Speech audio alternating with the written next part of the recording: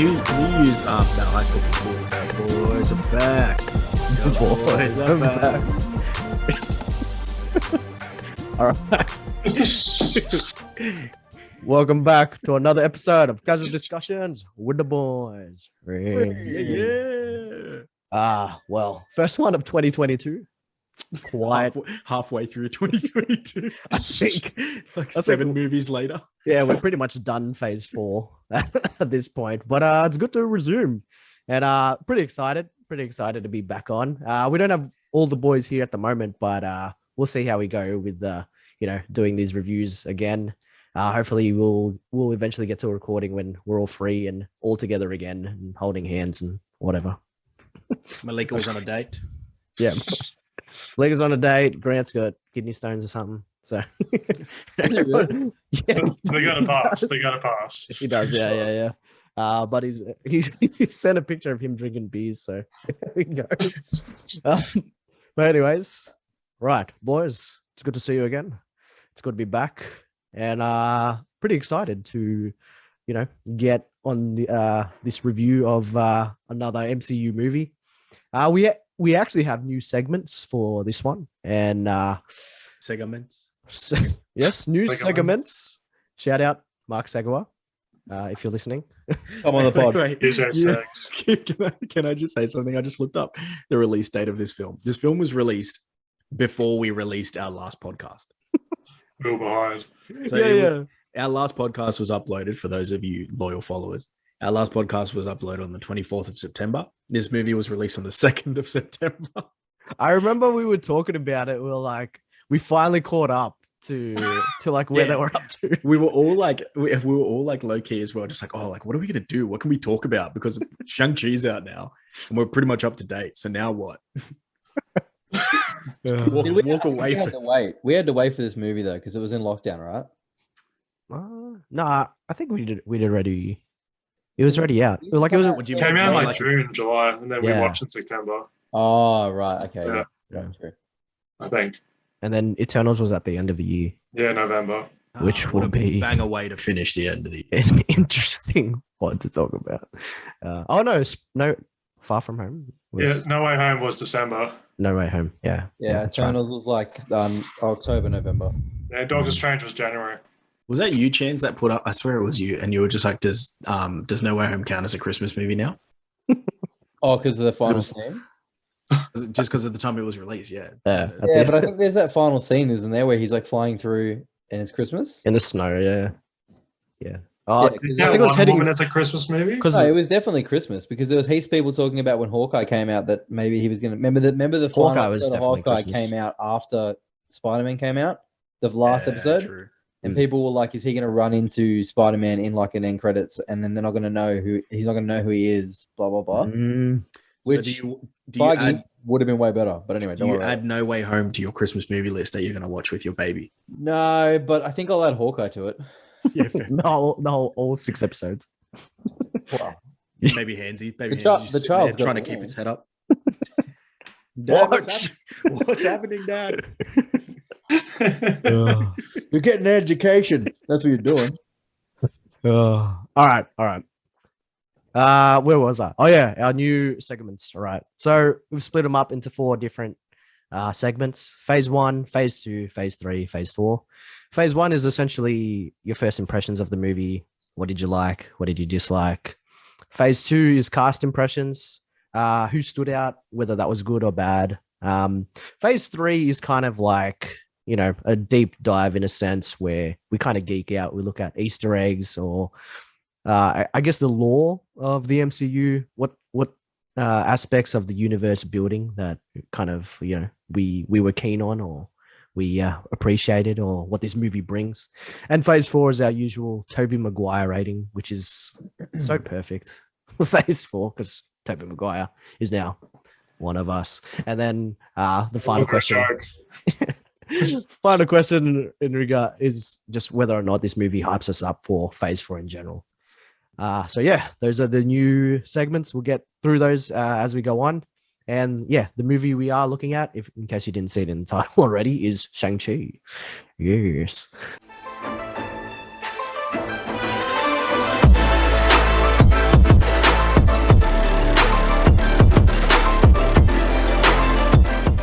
All right. We'll go in the order of how I see you on screen. Jan's is first for me. So, Jan's, phase one, first impressions. What'd you like? What'd you dislike? Boys. I think I don't think I joined you when we did the Black. Did you guys do a Black Widow pod? No, yes. Yeah, it was me, you, and Robert. Yeah, it's just the three of us. Yeah. Did I do it? Yeah. Oh. Chance doesn't even remember doing it. Okay. You were on a lot of meds at the time, so Yeah, well, you just I'm now sober. Did I put that in the pod? You didn't get the money you wanted. I think this. Yeah, that's right. I do remember the pod now. I went off about. Anyway, it doesn't matter. I think this movie when I finished watching it, I watched it twice at the cinemas, and I've now watched it twice on Disney Plus. I think when I finished watching it, I remembered why we love going to the movies to watch MCU films. I think that's what hurt Black Widow a little bit. I think I said this in the pod now that I remember. I think a lot more people would have enjoyed Black Widow if it came out at the cinema and they watched it at the cinema. But I think overall impressions of this movie, I actually loved it. Like I'll make some bold claims, and I'm just going to be the first one to put it out there. This is the best origin Marvel movie since Iron Man. Like it's better than Captain America: First Avenger. It's better than Thor. It's better than Ant-Man. It is better than Captain Marvel. I'm the only one that likes that movie, but it's better than those movies. I don't include Guardians in that because that's kind of like a group team up. So I'm just talking about individual origin movies. I think this movie is better than all of them, disregarding Iron Man. It almost made my top 5 when I was compiling my list. It didn't. Probably sits somewhere in the top 10. I haven't done that for a while. I think as far as talking about martial arts, I think this is the best, hand-on-hand combat that I've seen in a Marvel movie since Captain America: The Winter Soldier. Like it's that good in this movie. It's really, really good hand-on-hand combat. But I think overall, I got a little bit. I was just talking about it with Robin before we came on. From when they get to Ta Lo in this movie, that all kind of becomes one big giant Ta Lo scene. There's a lot. I'm less interested, even though that was really cool. I'm less interested in all of that than I am the previous parts of it, about it, with him in San Francisco and his backstory and all that sort of stuff. But I think as an origin story, I left the movie being like, man, I'm really excited to know more about Shang Chi. Like really, really excited. I want to know more about Katie. I want to know more about what they're doing. I just want to know more. And I think from casual fans' point of view, like I went to the cinema the first time to watch it with some people that kind of care about the MCU, me who loves the MCU, and then my wife who doesn't really care about MCU but will watch it from time to time. And she left being like, that was a really good movie. Like I want to know more about Shang-Chi. So I think that tells you where it sits and how well they did. And I think Kevin Feige had his work cut out for him with this movie. You're taking a very racist comic book origin story character and having to turn that into something that's actually relevant. And then you also had to fix the problems that people had with Iron Man 3. And I think they did all of that super well. So I loved it. Really good movie. You'll hear my rating later, but overall, fantastic. Yeah, nice. Is there anything you didn't like? I think that I didn't love the way they went about not explaining the whole opening of the portal to bring all those creatures in or whatever. Like the way that his dad, the what do you call it? What's the villain name? What's his name? Yeah, what's his name though? The Mandarin. Yeah, I didn't love the way that they kind of did that story. It felt a little rushed towards the end, the way they were doing it, and it was just kind of like that typical trope of oh, we're just going to bring in some mystical thing and that's going to solve it, and then I didn't love that, but I think overall it left me with mystery because I was kind of they still didn't tell you where the rings came from. That leaves me being I need to know where the rings came from. I thought we were going to hear more about it in Eternals. Spoiler, if you haven't seen Eternals, we didn't, but I thought that's where we were going to get an answer. But anyway. I guess that's what we all thought, actually. I thought the same thing. I thought it was going to connect somehow. Yeah. All right. Fitz, you go next. Yeah, no, I was really excited for this film, and look, it definitely paid off for me. I think the main thing that I really love about this film is the human drama behind it. The relationships between Shang-Chi and his father, and even his relationship with Katie. When it first started and Katie was like, oh, Sean, we've been best friends for 10 years or however long. I was like, oh, I don't really like when they have to say it because that means they're not going to really explore it. But they had really great chemistry, and I like they didn't have to put a label on they're, maybe they will date in the future, maybe not. Like, they were just two people who were in the same scenario in the right time, who were able to really help each other in life. And I really enjoy that aspect. And like, I really like how they developed Wenwu, and like even the relationship with his wife. Like, I love how in that very first scene, the whole I don't know what you call it, is it like wind fighting or something, where they're like they're using the elements and they're doing like sort of this dance. Yeah. I really like that because there's like literally no dialogue in that whole thing. Yeah, you're seeing them develop, you're seeing them grow together. And then like all it ends with, that's the first time I met your father, and that's enough to know that this is going to be a strong relationship.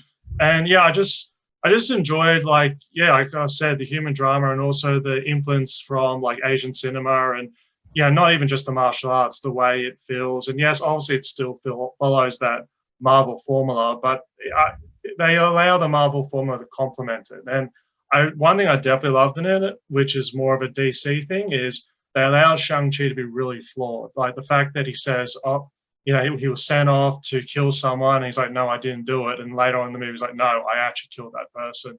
I'm actually an assassin. This is who I am." And he actually has to fight that nature in him. I like that. I like that they're going more for that. I feel like it hasn't been since Iron Man that we've had like a flawed character who has to fight his demons. I like the monster fight in the end, but the only time I really like CGI is when it's a kaiju fight. So that's why I enjoy that, because it was like, big dragon going up against the Dweller of Darkness. All right. I like the final battle scene a lot. It got a lot of criticism as being another CGI fight. I don't know what people mean by that. I get it when it's like zombies or it's like robots. When it's people fighting people, I don't know like how you can call that a CGI fight. Like, unless like you actually want people to actually be killing each other, there's no other way you can really do. You can do it without CGI. So all up, this is definitely up there for me, and I'm really excited where they're going to go forward with Shang-Chi. I think like my only criticism of it is like the same thing with the rings. Like literally this movie ends with saying the 10 rings will return. I'm not sure that's referring to the organization or the actual rings, but like if it's referring to the organization, I was interested in seeing the 10 rings, but to me, the 10 rings reflected Wenwu throughout the whole film. So when they got rid of Wenwu and it was just the 10 rings, I was like, okay, but what's so special about these guys? And like, sure, now the sister is taking over them, but I don't know enough about the sister. So I guess I got to be excited that now a woman is running the 10 rings, which is cool, but there's not enough development there for me to be interested in that. And if it's about the actual 10 rings, like Caleb said, I don't know how it plays into everything. They didn't really go into it. I don't know if it links to Kang, if it links to the Eternals. I don't know what they're going to do with that. So they're my only criticisms of the film. Yeah, cool. All right, we'll just go to mine, and then I guess we can kind of comment on each other's after. Right? I don't know what else to add. I guess I was saying to Chance before this, like I go into these movies now thinking, I want, because like we can't all watch it together nowadays. It's like we're all busy and two of us are in a state. But I go into them thinking, I wonder what Malika will think of this, or I wonder if Grant will like this, or that type of thing. And in my head, I was just like, I reckon Malika will like this because it's a martial arts type thing, and then all that. But so that's like one of my first thoughts every time I go into a movie is like, will the boys like this? And coming out of it, I was really excited. I thought, again, I was just like, it's good to be back in cinema and enjoying an MCU movie. Now, I know there was a lot of stuff, but I don't really look into it much, but there was a lot of stuff in regards to Asian American representation, but I'm not like the biggest advocate for all that, even though I'm Asian and all, but like the biggest advocate about Asian representation. I can't say like yes, like that type of thing, but like I will say, like, coming out of it, I remember telling people, I was just like, this kind of got me proud to be an Asian. Like, I was just like very excited that they were represented in a way like this. To me, it was really cool. It was cool to see. We'll get into the casting later, but I love pretty much everyone that was in this.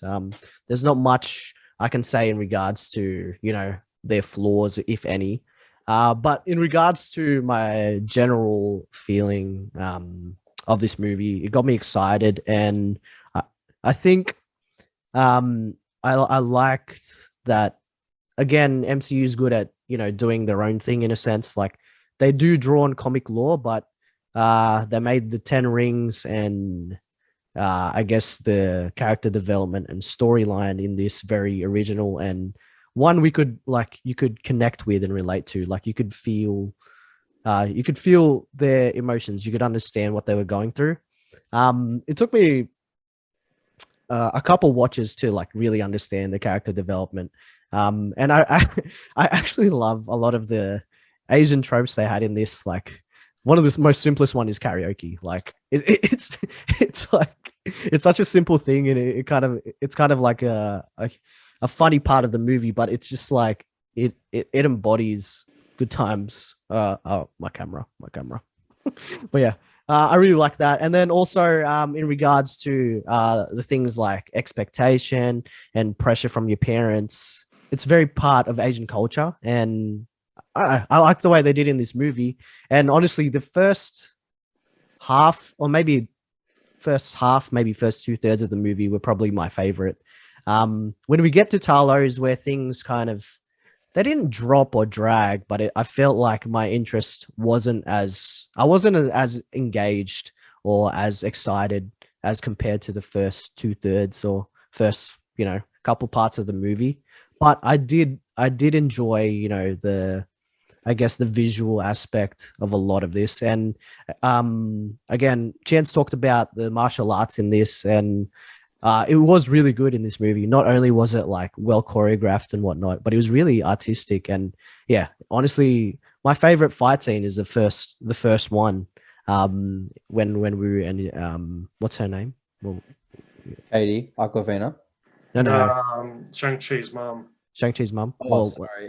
Yeah, when they fight at the beginning, like that scene.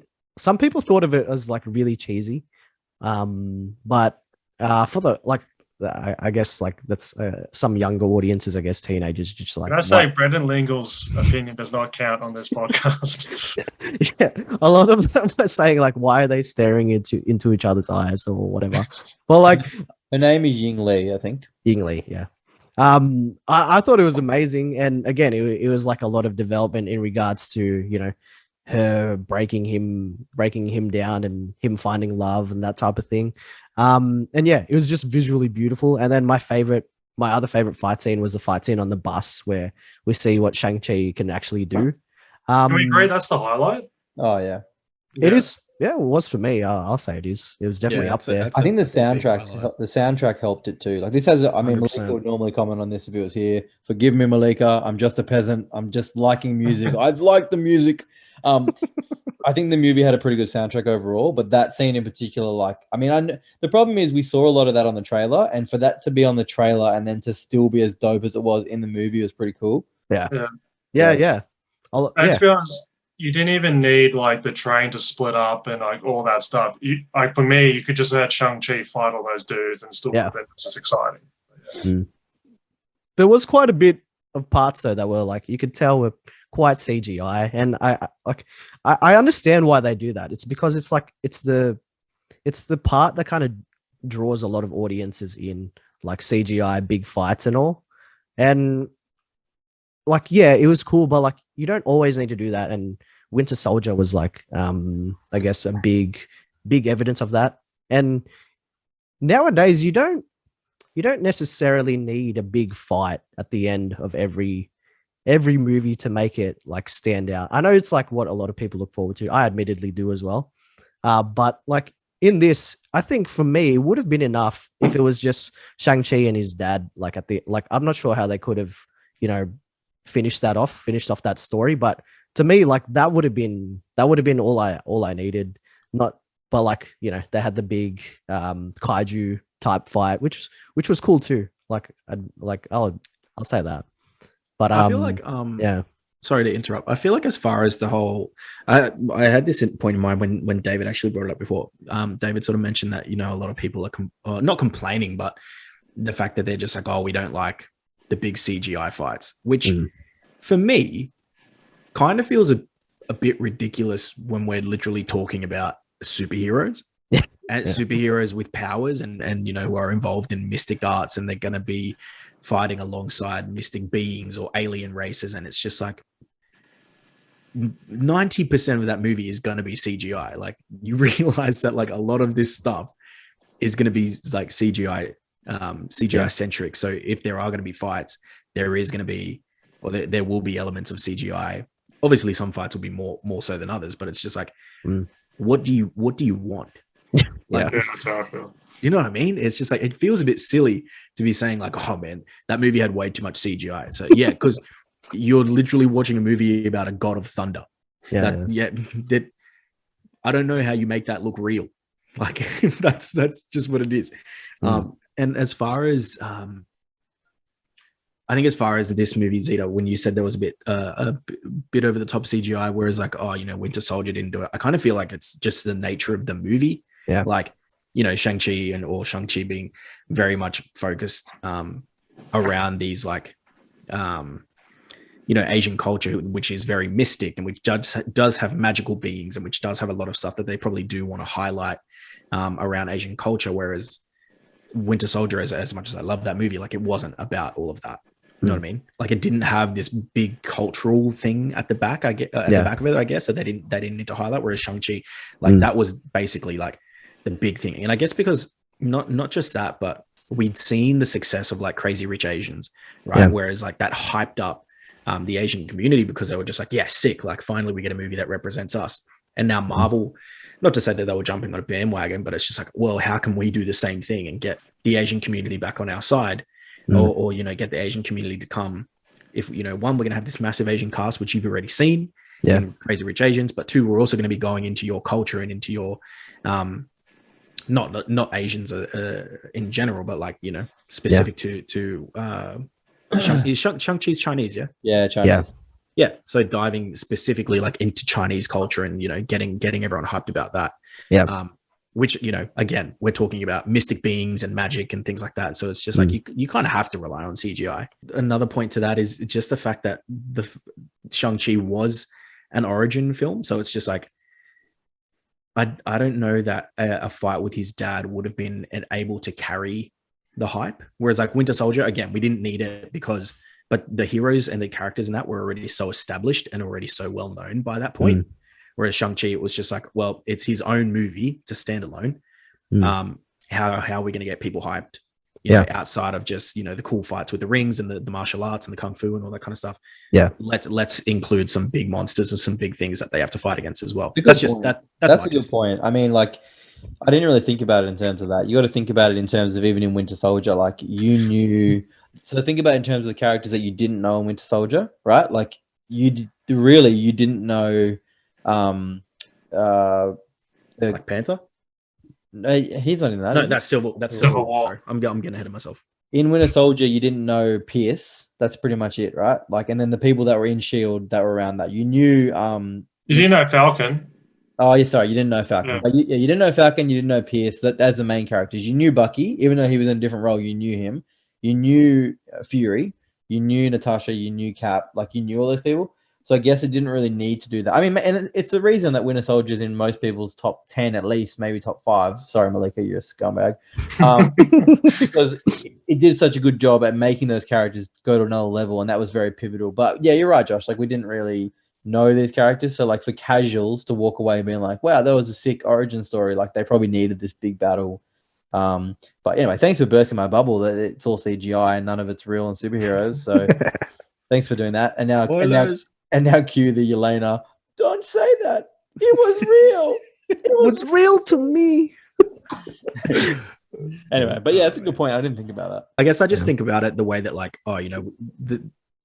Marvel was part of Disney at this point. I can't remember, but the way that we saw like the African American community and sort of the wider Black community come out for Black Panther. Yeah. Like, they came out in droves for that movie, and they hyped the crap out of it, and rightfully so, because Black Panther was a great film.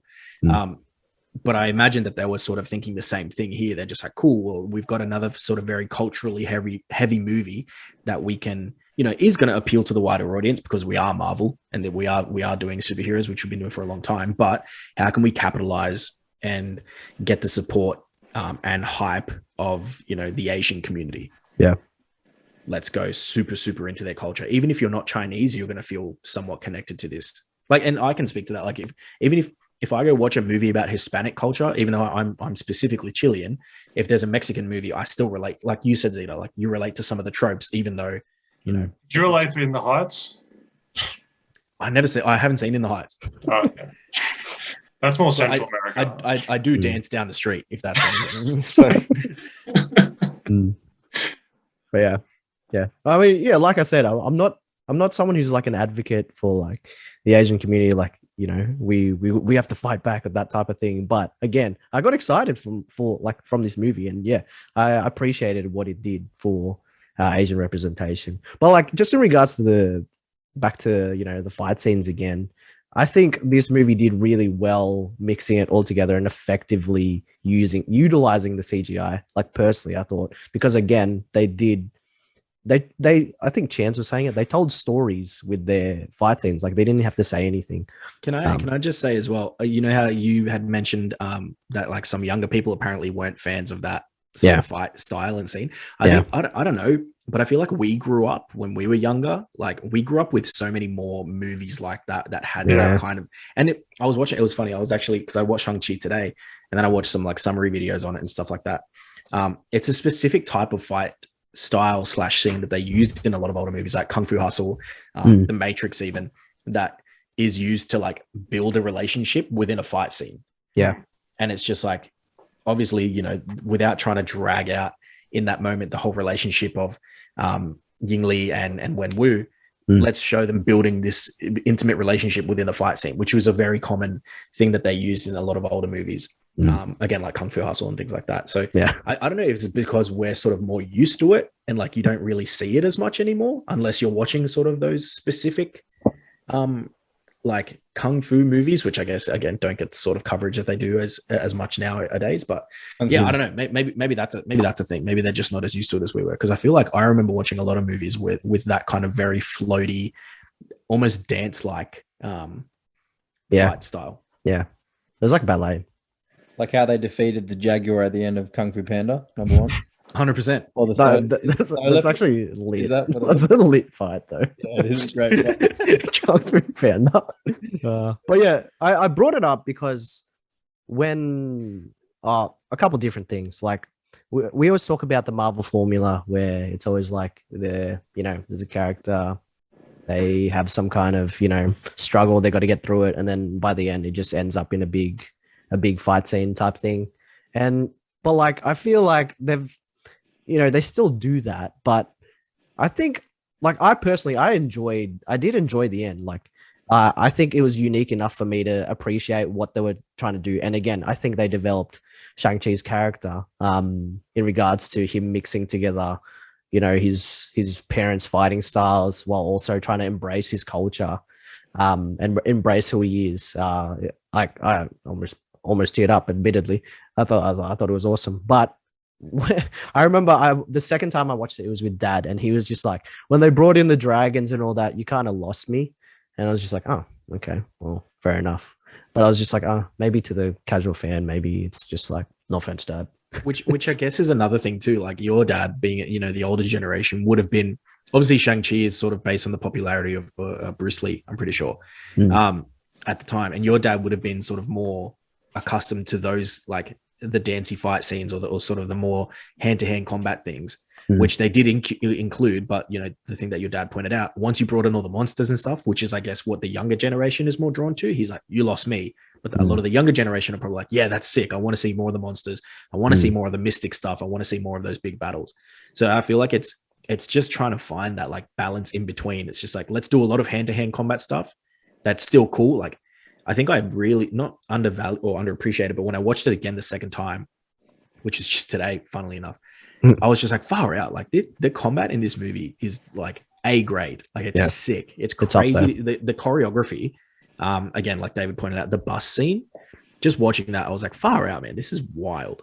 So yeah, I guess going back to my original point, it's just like finding that balance between what will attract the older audience and attract the younger audience and sort of keep everyone happy for majority of the movie.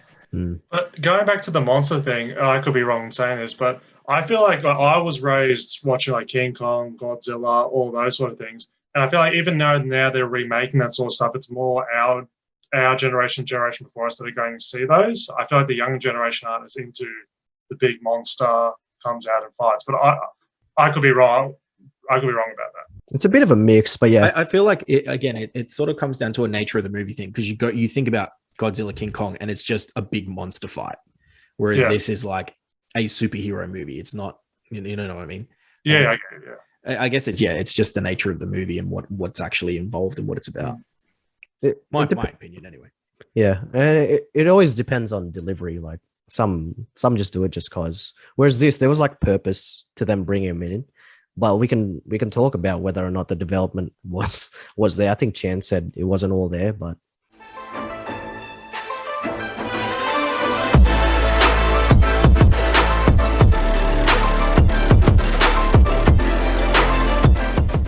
I have a question. I have a big question, because I've remembered one thing that I didn't like about the movie. What was worse script writing, or just a worse trope to put in the movie?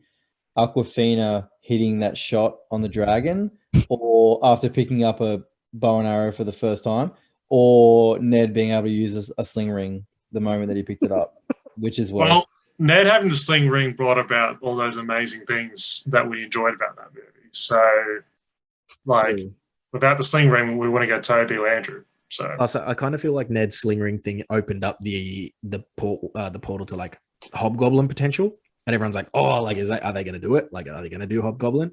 Whereas the Aquafina thing was kind of just like plot armor. You know what I mean? Like, my power thing, of friendship kind of thing. When I saw that though, because Aquafina's getting towards that I guess that spectrum for me of like with Kevin Hart, where I'm kind of used to their humor. So after a while, it's like it doesn't. She's funny, but it doesn't work for me after a while. So I kind of like they gave her character a bit more in this movie, in regards to, you know, her connection with Shang Chi, their relationship, their dynamic, and then maybe adding her being able to shoot a bow or something. She's actually good in drama. Like she did another film, The Farewell, and I see like a lot of I feel like she brought a lot of dramatic aspects to this. She was funny, but like you said, if she stayed funny the whole film, I reckon I would have hated her. But they kept her as an emotional core as well, which worked really well. I like how we've just sort of segued into into his face, like very naturally. But I was actually thinking about this when we were watching. Like, it was specifically the scene where they're fighting on the building, and Aquafina is like hanging off that bamboo. Yeah. Well, no, I don't know. Is it bamboo?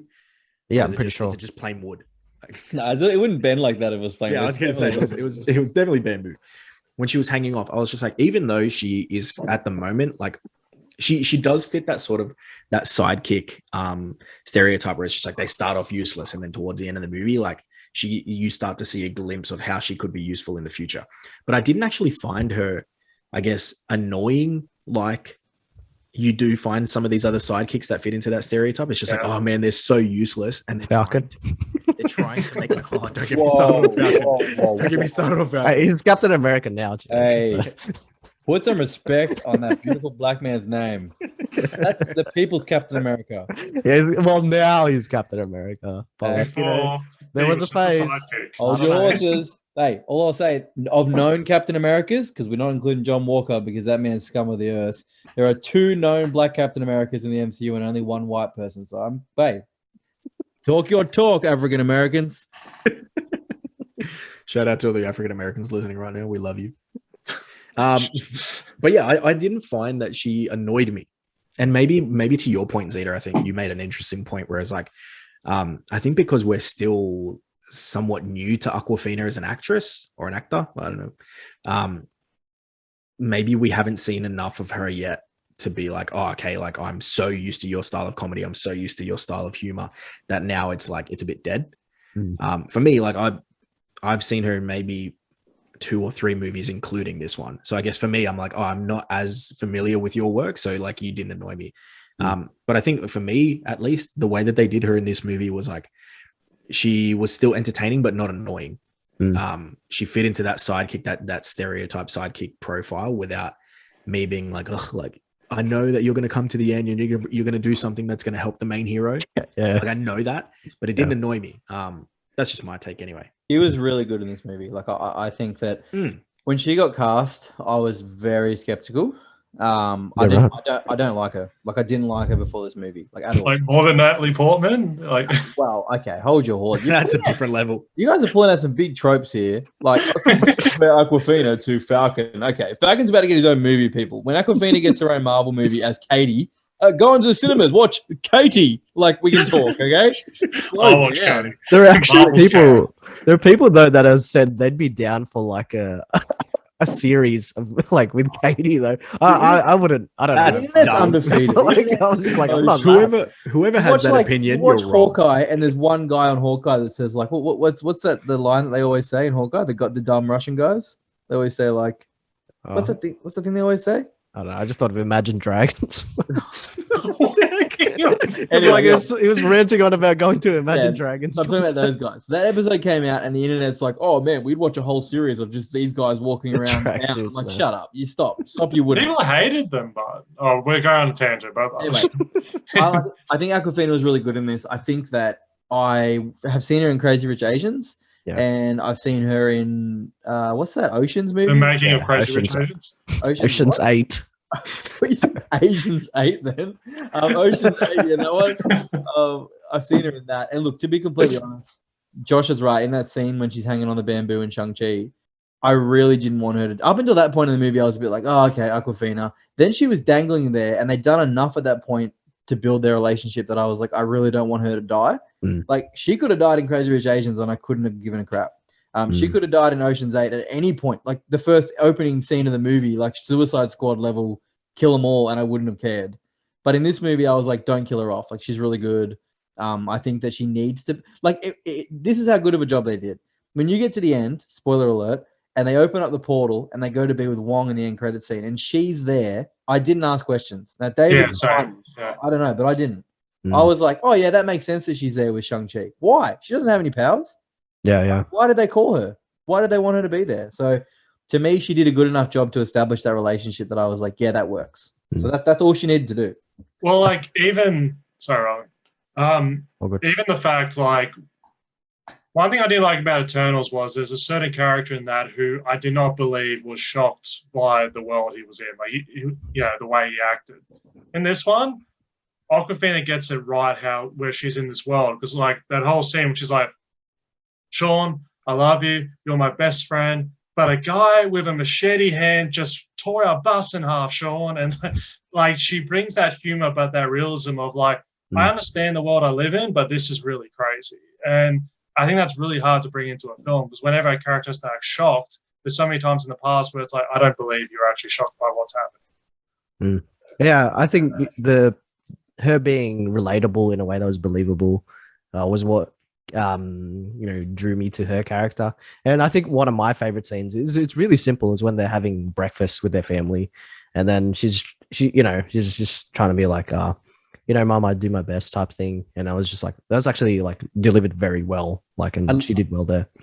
I think David pointed this out before, I can't remember. I love how they didn't force the romance between them. Like at this point, we don't even know if there's going to be romantic attraction between them. Like, I guess, when you introduce it and it's like, oh, like best friend, girl and guy, there's going to be some intimate scene in the middle of this movie, or there's going to be like a scene where he catches her and they hold each other and they realize they've loved each other this whole time. Like there was none of that. They were just really good friends. And to the point where like, in that scene, Zeta, what you were talking about, they're like, the grandma pulls him aside. She's like, when are you going to get married? It's like, that's very, I mean? That's a Filipino thing, actually. It was probably, That's what your mom asked me every time I went to your house, Zeta. Like, hey, when is Robin going to get a girl? She's still. I thought you meant that Robin's mom was asking you, when are you? When are you getting married? Well, probably did.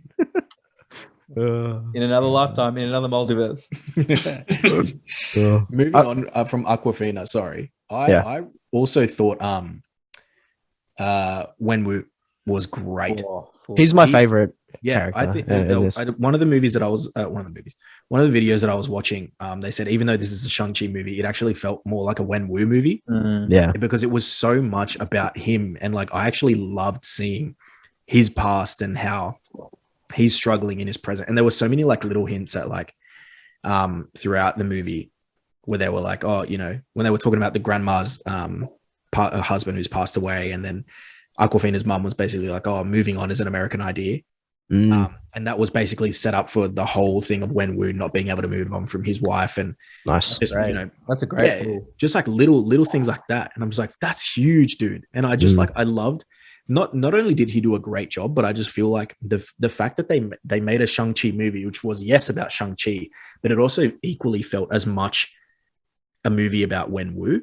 And I feel like they balanced that out really well. Like that, I on top of that, I felt like he just fit into that role so well. Like scarily intimidating without being over the top. Yeah. You know what I mean? Like you could just, he just had this presence that was just like, you are a threat. That's it. Without needing to be like cheesy and without needing to say all these one-liners that like, oh, okay, stereotype villain kind of thing. Do you find, because I don't know, whenever they get a really great actor in like Asian cinema and bring him over, sometimes it's hard to translate because of like the language barrier. I found Tony Leung, like he was great. Like when he was speaking Mandarin, when he was speaking English, like he fit in, and his portrayal was just fitted so well into the movie. So yeah. No, yeah, he was definitely, in my opinion, ready for this. I think they said it's his first Hollywood appearance, right? But you wouldn't think really? that. You would think he's been doing this for like 10 years. Yeah, exactly. Yeah, that's wild. If that's the case, that's huge. Yeah, he killed the role, and yeah, like you said, Josh, it was effortless in a sense the way he was able to deliver.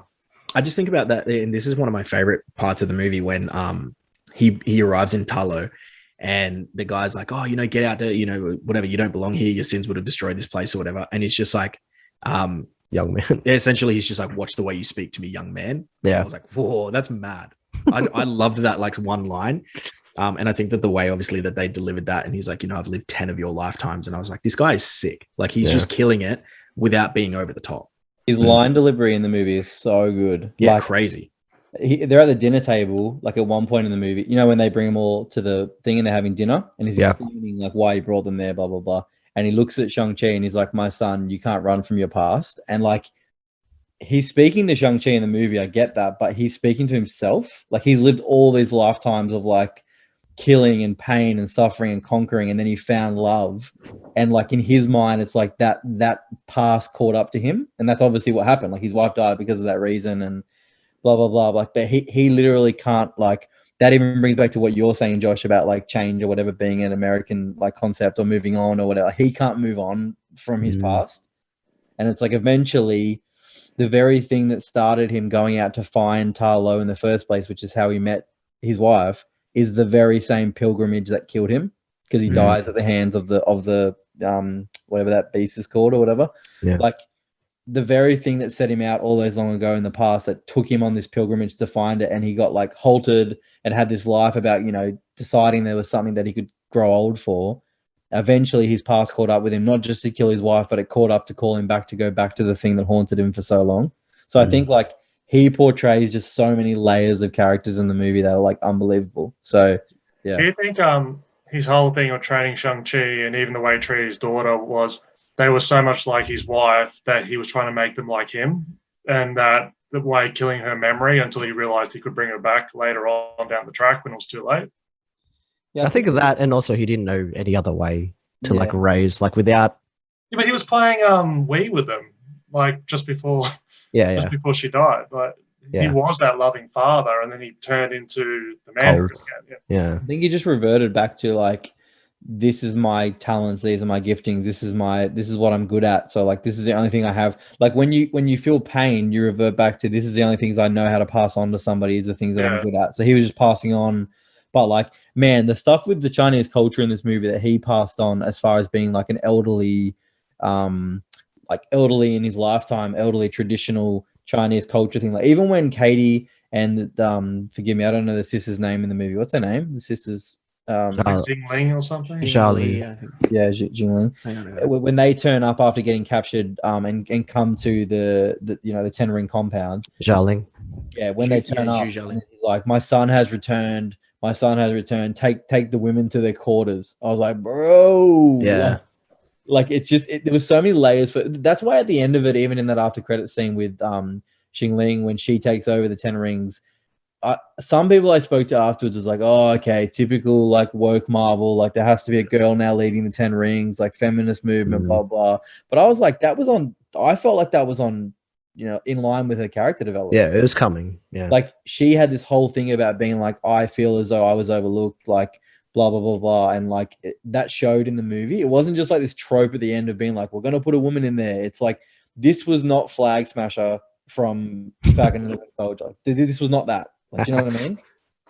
Like, do you agree? Like with Hydra, I know we still haven't had time, but with Hydra, like we know the ins and outs of Hydra, but like with the Ten Rings, they were introduced in Iron Man, and we got like a glimpse of them, and then they come back to this, and not that I don't like him, but that's what I was saying before. Like without Wenwu, I don't know how I feel about the Ten Rings. So when she takes over the Ten Rings, I'm like, that's great, but who are these guys now? Like, what's their plan?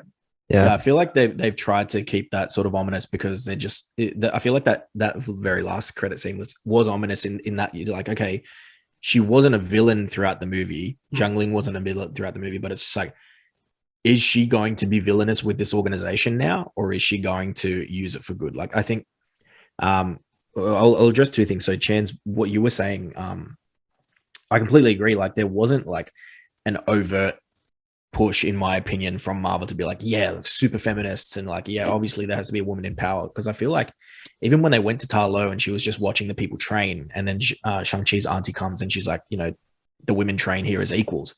Like, I feel like it was more about rather than being sort of stuck in that old culture of, hey, women are essentially second class or B tier kind of thing. They're treated as equals here.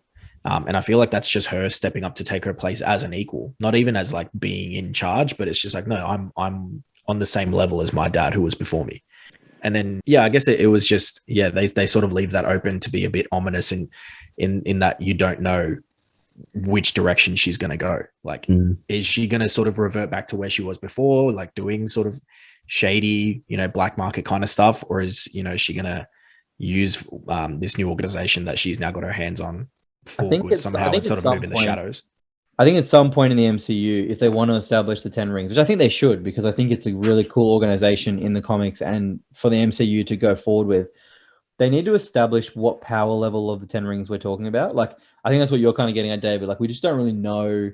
Like, it would have made sense if, and they probably still will do this, but if at the end of Falcon and the Winter Soldier, we see Sharon Carter as a power broker or whatever, if she's on the phone, which she was, and we don't know who she was talking to, if that was, even if that was Jingling for the Ten Rings, like if the Ten Rings were behind a lot of this stuff, as far as they were the boss over the top of other organizations, like even the Red Room, like Black Widow, if they were in charge of them, like if there's a level of powers here where like the Ten Rings is the ultimate level of like covert operations, that would make a lot more sense to me. Whereas it feels as though they're just kind of like mercenaries that are just going and killing people and trying to get like, it felt like past they were just acquiring power, like dynasties. It felt like he was a dynasty guy.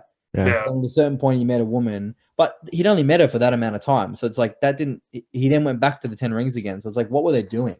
I feel like what you were just saying, Chance, with Sharon Carter having a relationship with Jungling, essentially, is I don't know if this is sort of well known or not. This again, but when they do go to Jungling's club or Jingling, or sorry, I don't know how to say her name. When they do go to her club, they're in Madripoor. Yeah, which I thought they were in China. No, because when again, this is one of the breakdowns that I was watching. Macau. If you look, so it looks like it's in. I don't know if it's in Macau or if they're in Madripoor, but in the back, like in the back of the Fight Club scenes, there's flags that you see in Madripoor, and those same flags are in the back of the Fight Club. So either they're sort of there, or there is some sort of relationship between the two. So I definitely reckon that like Sharon Carter and Ten Rings, obviously, I feel like they're building it to be that sort of relationship there. It makes sense. I mean, Sharon Carter essentially filled a void. Like she was like very clear and direct about like the snap happened. She filled a void of power that was there. She became the power broker, and it's like that's exactly what Jingling's going to do. Like she's like to Shang Chi, I'm going to go down and shut down the Ten Rings. Blah blah blah blah. She just filled a void. Like she's filling a void of power. I love that we've we've also transitioned into this Easter eggs. Yeah. Dude, I've been- We I've haven't even got- spoken about Simu yet. We haven't even spoken once about Look, but Simu. I feel like Simu was great. Like, you know, there's not that much to say. Like, yeah, he was a great cast. I just want to give him his props, man. Like I love the show, like Kim's Convenience on Netflix, like the Canadian Yes. show. Dude, that's such a good show. Us, Like, yeah. I just want to give the Shame it got guy his cancelled. props. Like he came out of like go back to the tweets of him like calling his shot. Like I think we talk about it when it's like Tom Holland. Like, oh, you see all those TikTok videos about like Tom Holland spoken into existence. I'm gonna be Spider-Man. Blah blah blah. Like I just don't think we give Simu enough of his props. Like he called his shot. He wanted this. The amount that he trained and stuff too, like in sort of a short amount of time. I think I can't remember where I saw this video a while ago, but it was basically him talking through his training regime and Dude's built. how I think he was like hoping to get Shang Chi off the ground or sort of like an Asian superhero off the ground a while ago, and that didn't pan out. So then he's like, no, I'm gonna make this happen. Like, you know what I mean? Like again, like you were saying, Chance is like, oh, Tom Holland manifested this, but like Simu did the same thing and he freaking worked his ass off to do it. Like, yeah, he honestly, I just want to give him his props for deserving it. Like he and even in doing that, he still came back to make the final season of Kim's Convenience. Like the cast like came together to make that final, and that was like while he was sort of in the middle of doing Shang Chi or just finished it or whatever. Like he could have easily just gone like, oh, stuffies, I'm more famous now. Like I don't really care. yeah, for sure. But like he knew where he came from, and yeah, no, I just think he deserves. Who would have thought when Marvel made their 3 movies for the year, they were going to have Shang-Chi, Eternals, and Spider-Man, and they would have gone, oh, if we're going to get this romantic sexual chemistry, it's definitely going to be probably Tom and Zendaya. Oh, no, it'll probably be that sex scene in Eternals that's going to do it. But it was Sean and Katie, man. They were just like, I have never wanted 2 more people to kiss in my entire life, and they didn't do it. I was ready for it. Oh, wow. You're on board. I'm shipping that thing harder than you can say. Similar. What about Trevor Slattery? Does he get it? Does he get a shout out? I just think, 100% he gets a shout out. Yeah, I just think we need to give, on that note, someone else can talk in a second. I just want to quickly say, Kevin Feige, like, look, say what you want about where Marvel's going. I don't really care, but he deserves all of his props because you know how easy it would have been just to avoid completely the idea that the Mandarin and Ben Kingsley were a thing. Like, he could have just ignored that because everybody hated it. But instead, he brought him back into the movie, made a joke and a comedy around it, and easily, like, it was one of people's favorite parts of that movie was him and Morris. Yeah, like, him and Morris were like all time in that movie. Like, he's hilarious. The fact that he thinks Planet of the Apes was real monkeys is still so funny. Oh, dude, that was the best line. Hilarious. That's the thing. That was so funny without being forced to. Like, and again, the fact that like I think even now just rewatching it, I knew that he was like when they introduced it and he's like, oh, you know, he's obviously going to think that the monkeys are really acting, but even the way that he delivered those lines and where they took that, he's just like, so wait, you really thought the monkeys were, and in my head, I'm thinking, oh, he really thinks the monkeys were acting. He's like riding horses, but really they were acting as if they were riding horses. It was hilarious. Like I found myself even cracking up and I was like, this is so good. Like why?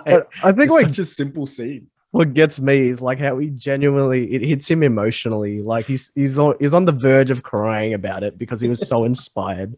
Well, that was just the fact that is the basis for his whole life. The fact that he thought that he was like, oh no, monkeys are just really good at acting. So he's like, that's what I'm going to base my entire life on. He's just the epitome of like David spoke about before with Awkwafina playing it really well. Like how she was like, wow, what the heck's going on in my world? Like she actually had that genuine, like, he's the epitome of if any of us actually turned up to Talo. Like he was just like, that's a weird horse. Like what the hell is going on here? Like what the heck? I feel like again, that's another thing too. Like I feel like that sort of character they could have used it in like a very stereotypical way. It's just like he's going to sacrifice himself to save the hero. You know, the funny character that we used as, you know, the butt of the joke. He's going to sacrifice himself, but you see him, he's just like, play dead. I'm not getting involved in any of this. Like lay down with me. Which 100% we would all do. Like as much as I would want. I just said it before about Katie and the tracksuit mafia and whatever. If they made a show about him and Morris, I'm 100% watching it. Like that is like, let's just make a Marvel Super Pet show and put Morris in it now. Like he needs to be in the cast.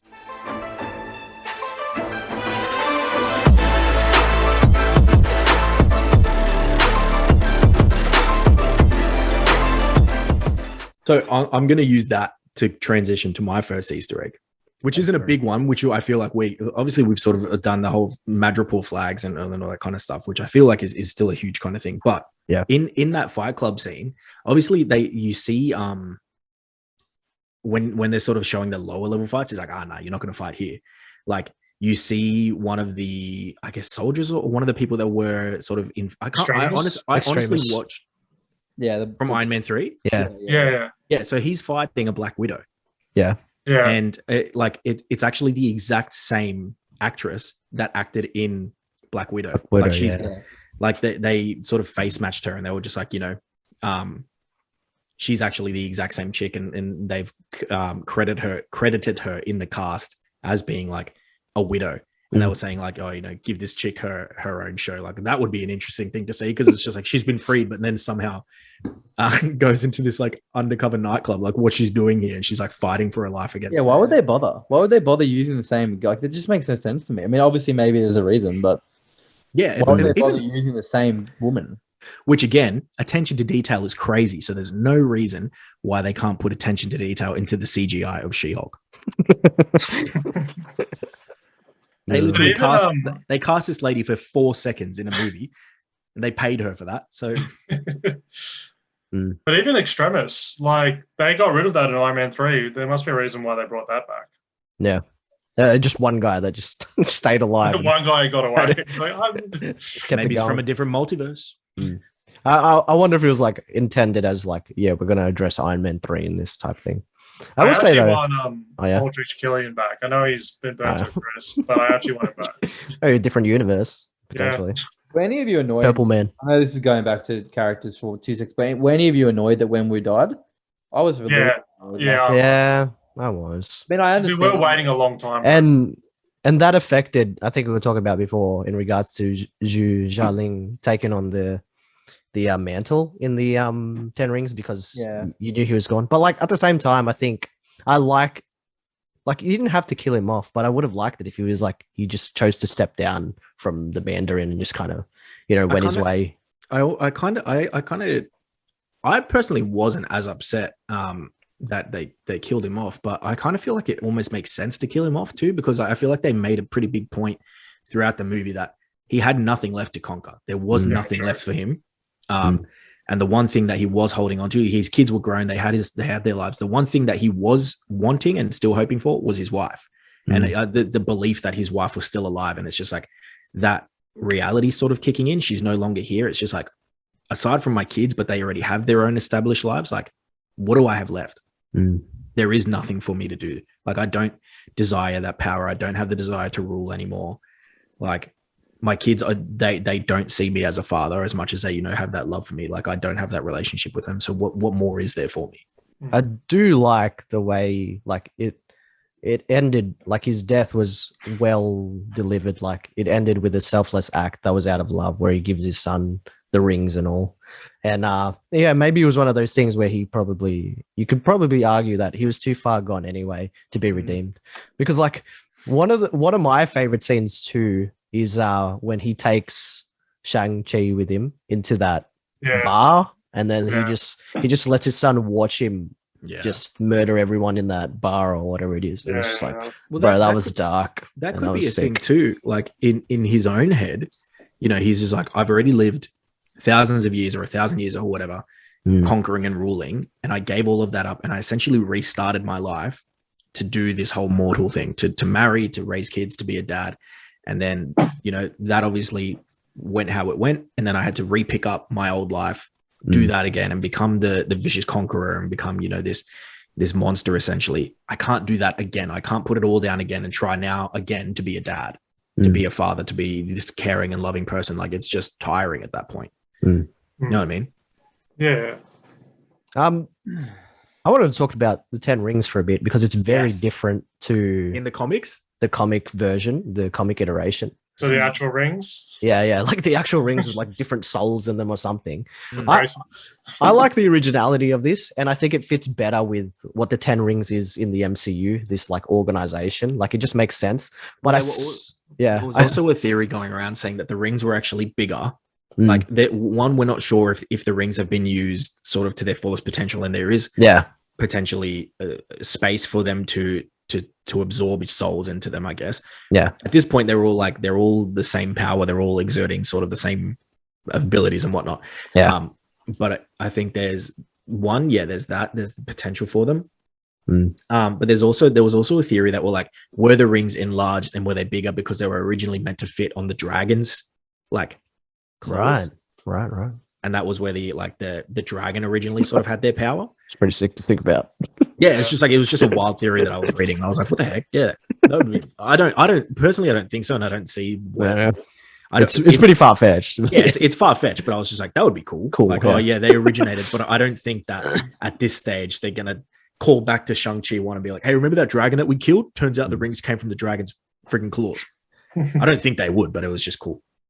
I was shocked that we didn't get. I mean, there probably just wasn't enough time, but I was shocked that we didn't. For those that have read the comic, I mean, I haven't read Shang-Chi comics, but I've read enough leading up to the movie. I was shocked that we didn't get Fin Fang Foom. Like, I thought that we were going to potentially get Fin Fang Foom. And maybe that's what, maybe that's what you're saying, Josh. Maybe that's who created the Ten Rings in that culture that Fin Fang Foom is from, the alien race. Maybe they created it, and that's what the beacon's calling. When in the end credit scene, when it says that when you use them, it's actually a beacon that's calling to something. I don't really know how that fits. I don't know what they're going to do with Fin Fang Foom. They could retcon it, and they could do it that it's not Fin Fang Foom, but it could be another alien race. It has something to do with I don't know, something else. But I feel like that whole this whole phase of Marvel is sort of more gearing towards this dark, sort of not horror, but sort of more focused on monster sort of demonic villains kind of thing, which personally for me, I know we've talked a lot about who do we think this next potential big bad is. I kind of still think it could be Mephisto. I still think Mephisto. I still, because even in this movie, they're just the fact we deserve a Mephisto. I think that this demon essentially that they're fighting against came from, again, this sort of dark dimension that sucks souls out of people. Again, we saw, the spoilers if you haven't seen it, but we saw, Dark Souls again in Doctor Strange 2.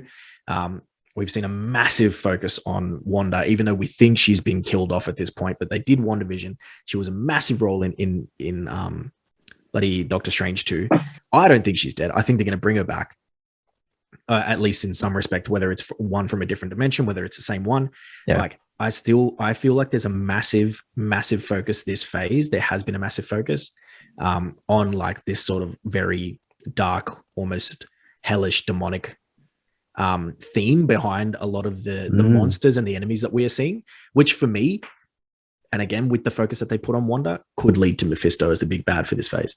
Imagine the Dweller is Mephisto. Spoilers. Kang is Mephisto. Imagine you get to Quantum Mania and he's just at the end of the movie, he's just I am Mephisto.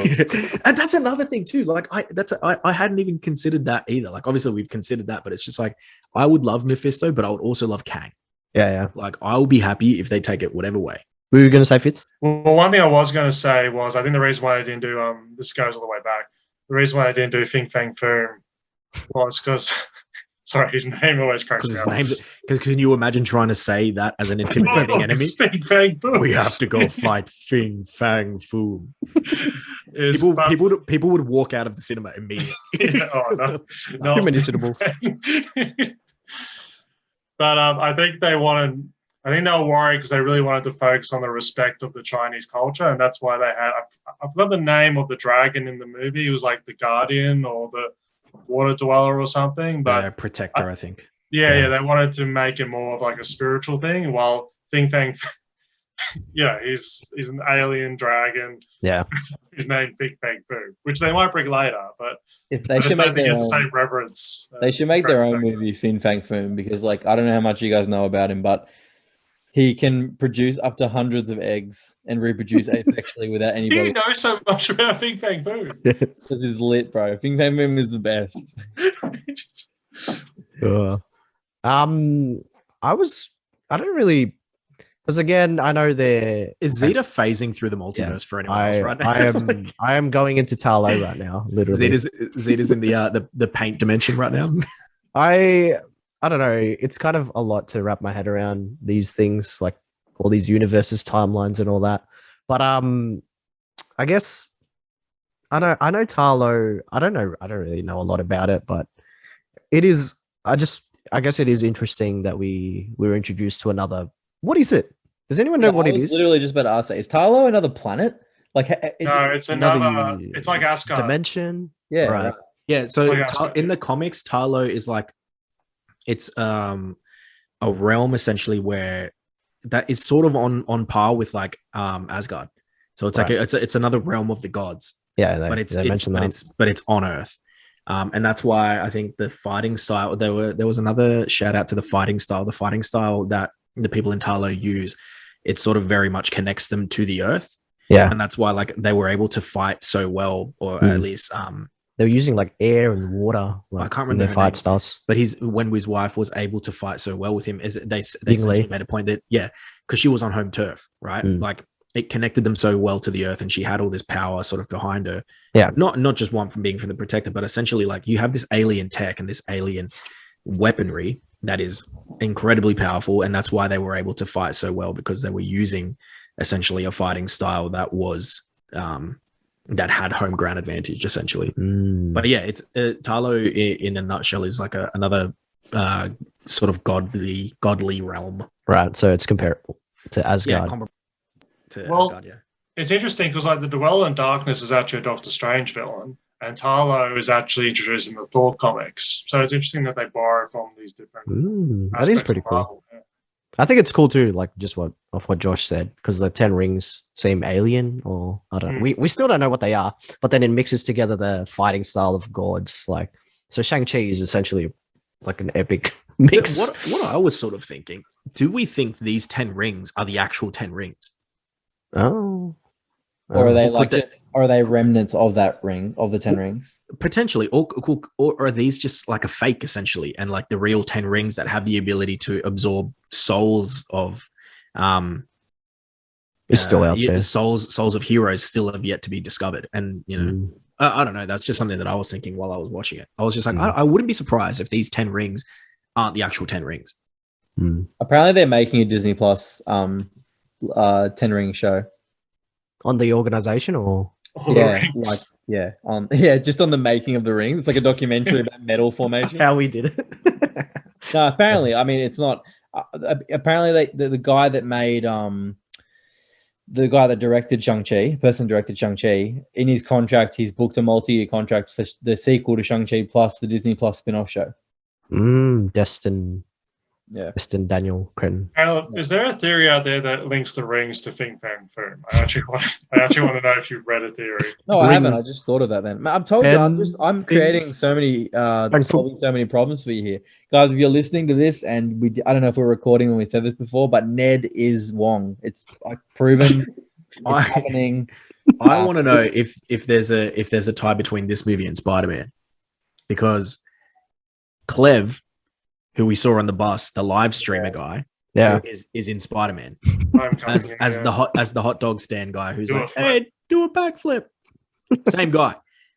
So I want to know is he traveling across the multiverse as well, or are we in the same street? New York to San Francisco, which is the multiverse. New York to San Francisco.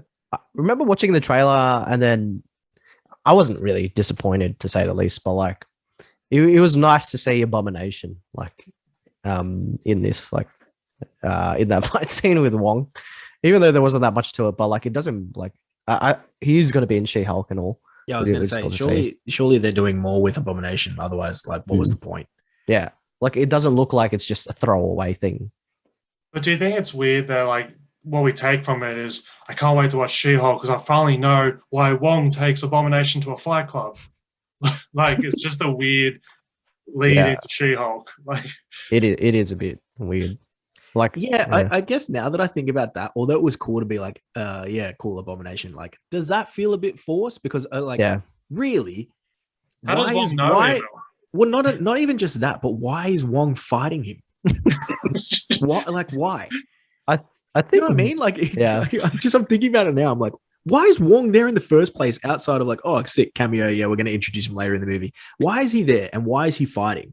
Is that what he did in No Way Home? Why is he fighting Emil Blonsky of all people? Like, I feel like Wong does a lot of like dodgy stuff. Like I mean, like, it seems like he gambles and stuff because, like, he was saying, like, how they were practicing throwing a punch, like they were going to throw the fight, like that type of thing. So maybe he's trying to make cash on the side. I feel like if Wong as Sorcerer Supreme is like if we were Sorcerer Supreme.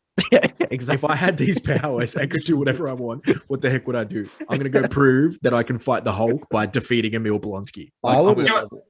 Is there a rule that the Sorcerer Supreme can't go and fight in a fight club? In fact, throw a fight in a fight club? Like, I wouldn't say Strange is the greatest Sorcerer Supreme that ever was either. Like they're all a bit dodgy. They've got the mystic arts of their hands, and they're just going. They're going and throwing fights. They're just like they're winning money by throwing. I think I would love if in She-Hulk we find out that he's an avid gambler and she has to defend him as a lawyer. Like he's in like a lot of debt. That'd be great. I feel like actually, now that you've said that, Chance, if we really think about it, out of the Ancient One, Wong, and Doctor Strange, Wong is pretty much the better option out of the three. They're all terrible. Like Doctor Strange, oh yeah, he's powerful, he's this, he's that, he's a natural talent, but he's pretty cooked as well. Like again, I'm not going to spoil Doctor Strange 2 if you haven't seen it yet, but like questionable some of the decisions that have been made by Doctor Strange. So is Carl Mulder right? The guy that said no more sorcerers. Too many sorcerers. Yeah, Baron Carl. Baron Carl. Is Carl Baron actually Mordo? Yeah. Shout out Carl Baron. I know you're listening.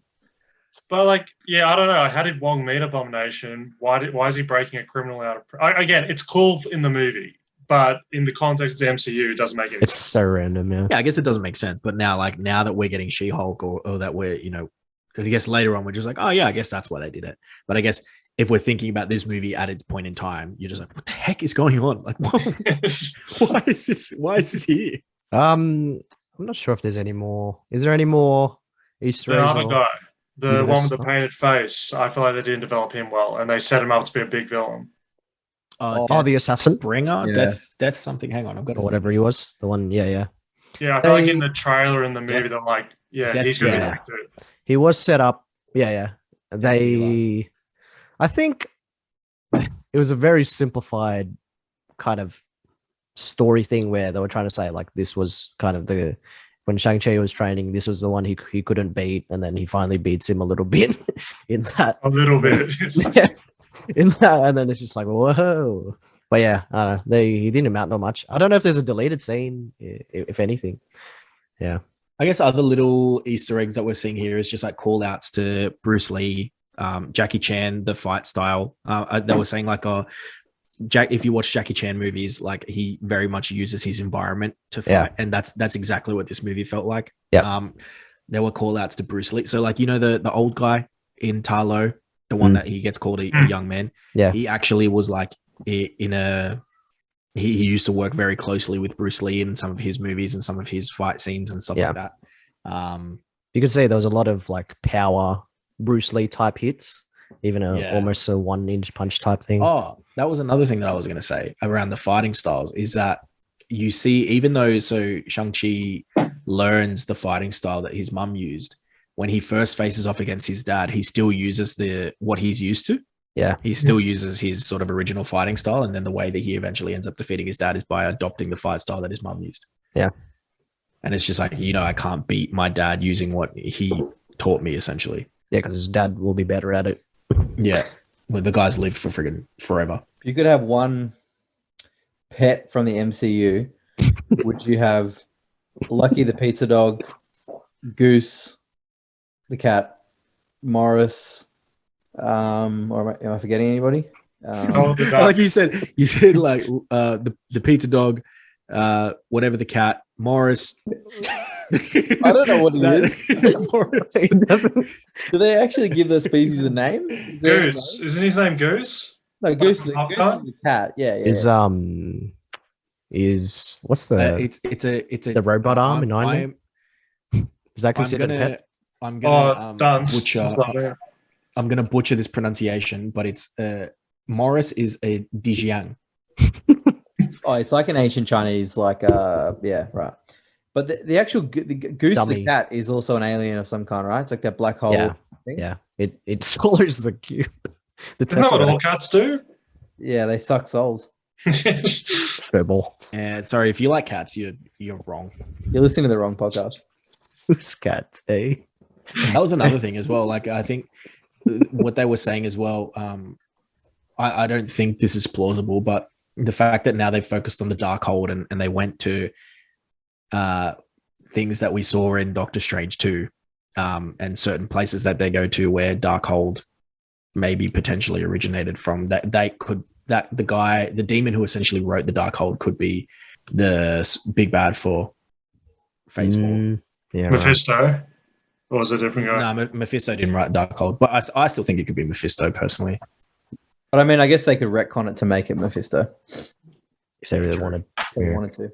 All right. Should we go to Phase 4? Our Tobey Maguire rating, and We are already in Phase 4. We've been finally. Shang-Chi is Phase 4.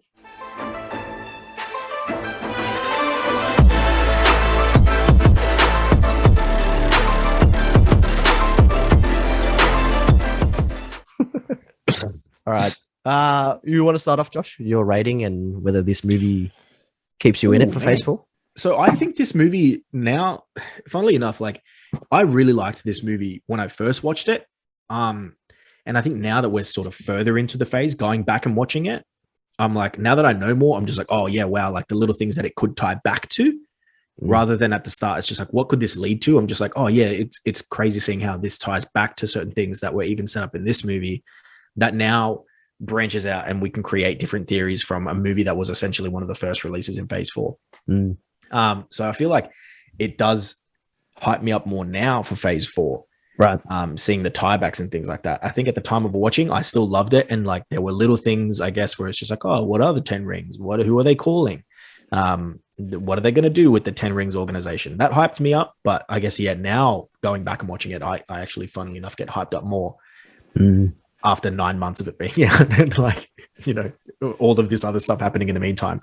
As far as my Tobey Maguire rating, yeah, I really love this movie. I didn't find a lot wrong with it. I agree with sort of a lot of the points you guys made at the start. That's like, once you get to Tarlo, not that the interest dropped off, but I think they at the start of the movie, even in the first sort of 30, even in the first third, they take you to so many different places. You're in California, you're in Macau, you're in wherever else they go, I don't know, but you're in so many different little places that once you get to Tarlo, it's just like, oh man, we've been in Tarlo for a while now. Yeah. Whereas all the rest of the movie has just been jumping around so long. So, but again, that's sort of more of a nitpick and something that I don't really take mass issue with. It was just, I guess, sort of an observation.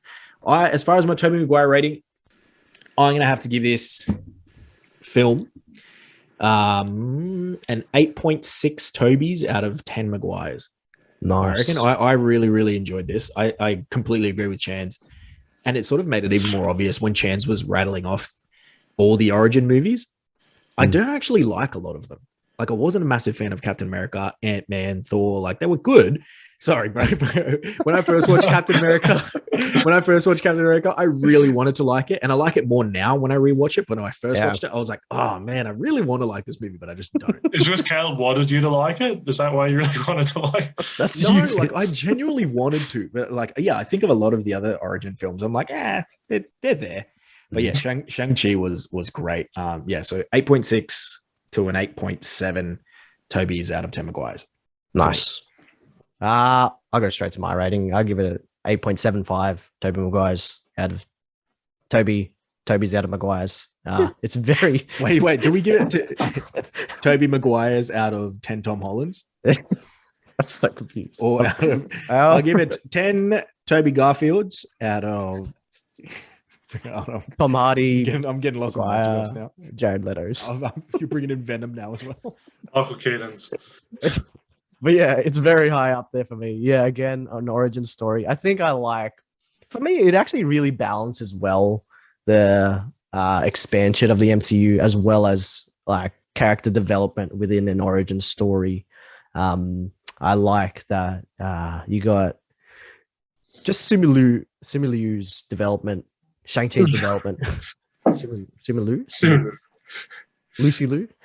His development, his delivery of Shang-Chi's development is really good, like contrasting as from, I guess someone who's trying to escape his past to someone who kind of has to accept his past, and then kind of just embracing his culture essentially, but in a way that he doesn't hate it. Like it was all really good, and I guess the conflict was delivered well as mixing it in with the Asian culture and representation and all that. It was really good in this movie. Plus, it was so visually pleasing to watch. Again, I could watch a lot of this movie over and over again and not get tired of it, because it's just again so pleasing to the eye, and the soundtrack's really cool.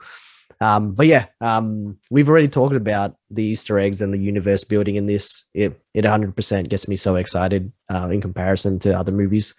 It does take a couple of rewatches to see what they're potentially building up to or whatever. But and it's not as on the nose as like multiverse and all that, but it does introduce a lot of cool things. And again, it's an origin story, so how much more can you do? Trying to connect it back to the the main story of wherever the MCU is going. But yeah, 8.75. Fitzy.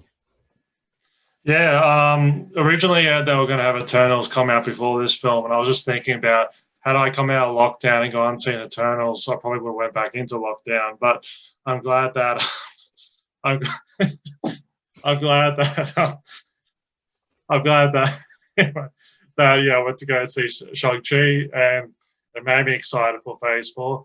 Look, because of the TV series and all the different threads, it's hard for me to say that, like, I'm excited for Phase 4. I don't know where they're going to go with it because there's just so many threads. But as a standalone movie, I just love it so much, and it's definitely up there for me.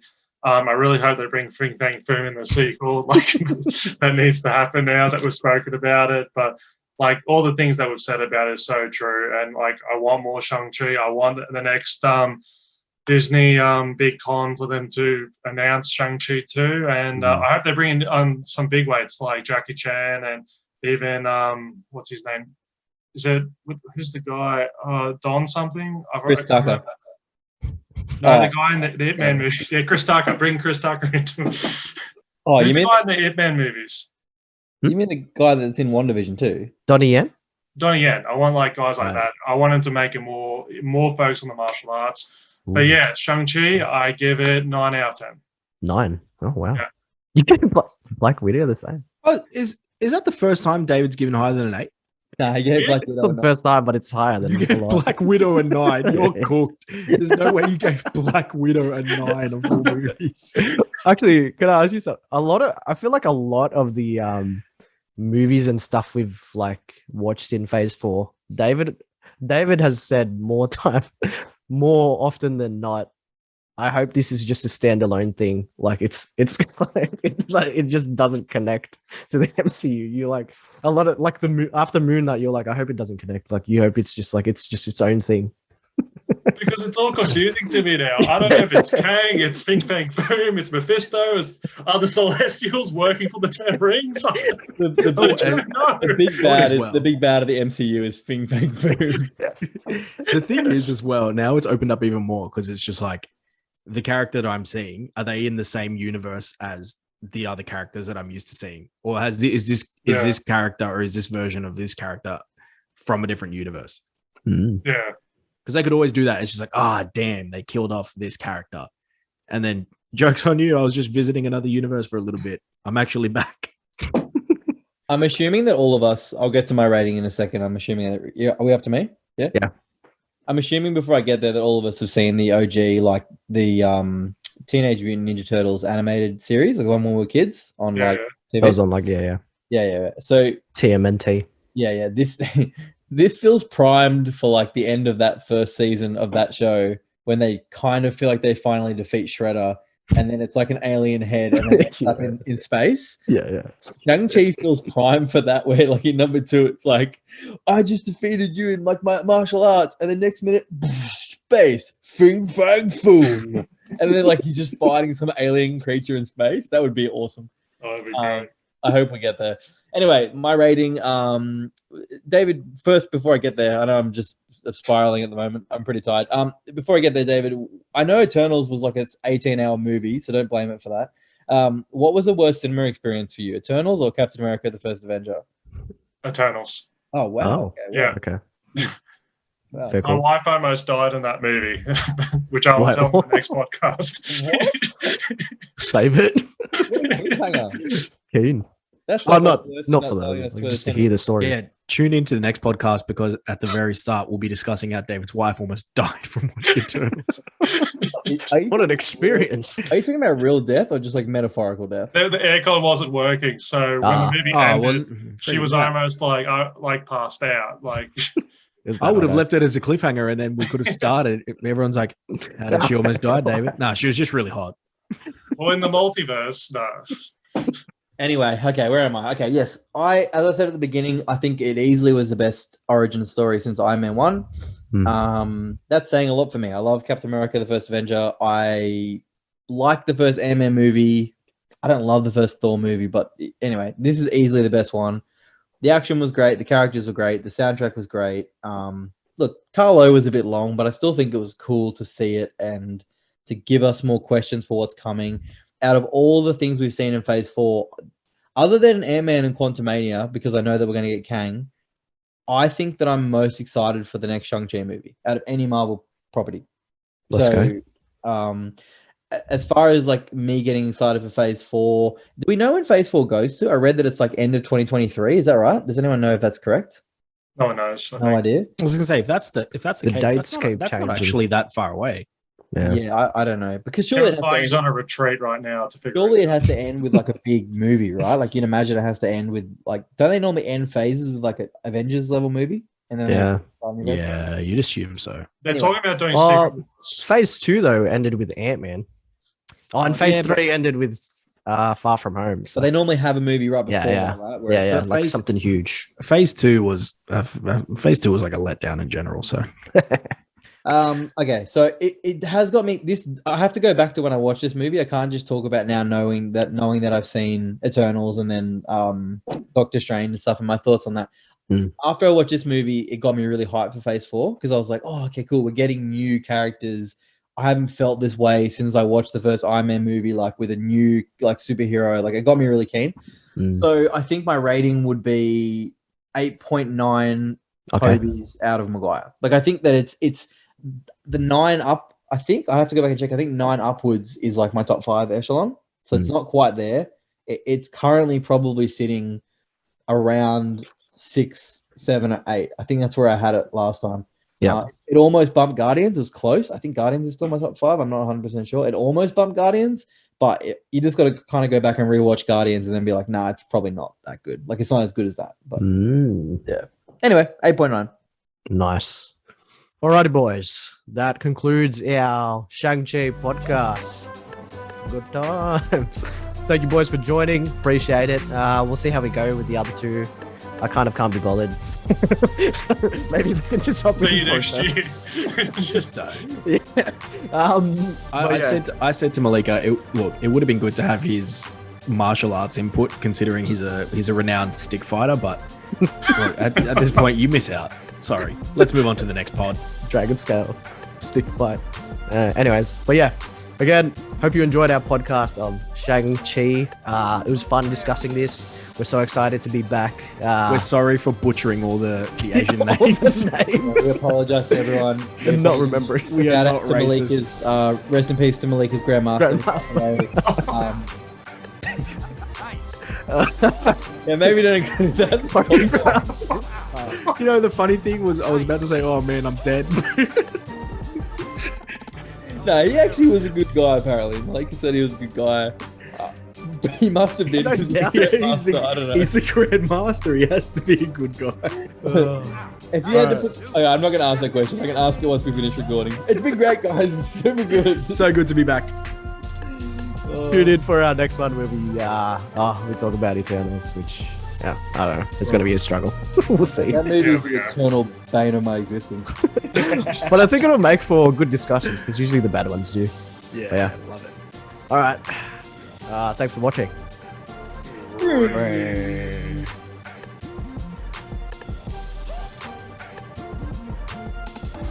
just like the soldiers down there. Pawns to their leaders. Blinded by loyalty. hands now.